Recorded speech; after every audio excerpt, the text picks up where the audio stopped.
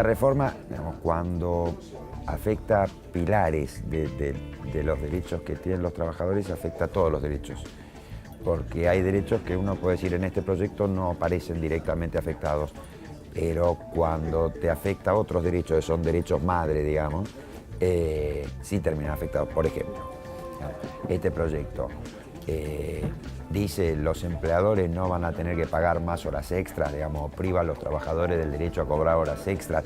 Si las trabajan, no. Tal como está, eso no pasa. Estaba en el primer proyecto que elaboró el Poder Ejecutivo, en este no.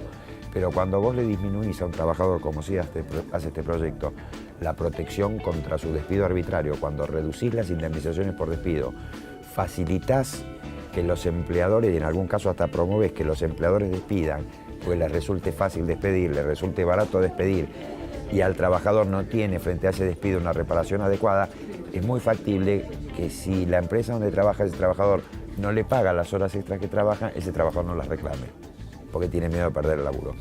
Entonces, en esto voy con cómo la afectación de algunos derechos provoca un efecto cascada en otras. Este proyecto implica concentrar más poder en las empresas y dentro de las empresas, en las empresas grandes. Es un proyecto que se nota que está escrito por representantes, abogados, digamos, manejan el tema jurídico de las grandes empresas. Y es un proyecto que implica una degradación para un retroceso en los derechos de los trabajadores. Primero, grandes afectados son los trabajadores. Incluso hay universos de trabajadores a los que se los priva de derechos de trabajadores, ¿no? Se facilita el fraude laboral, se facilita el empleo negro, se termina promoviendo, aunque se declame lo contrario, se termina promoviendo el empleo negro. Entonces los primeros perjudicados son los trabajadores.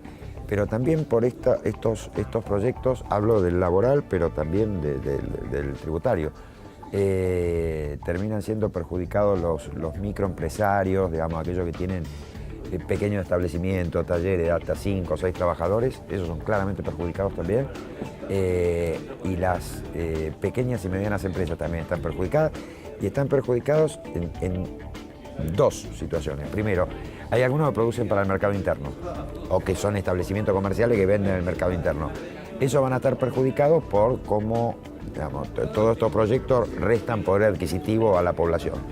Cuando la población tiene menos poder adquisitivo, principalmente aquellos que sus ingresos van destinados al consumo, bajan las ventas, digamos, del comerciante, del barrio, de la pequeña empresa, de la mediana empresa.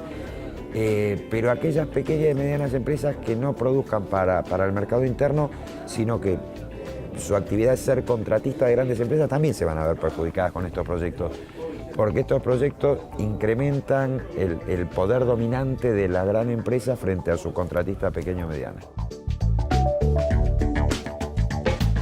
Esto está previsto en los tratados internacionales de derechos humanos. Son dos principios.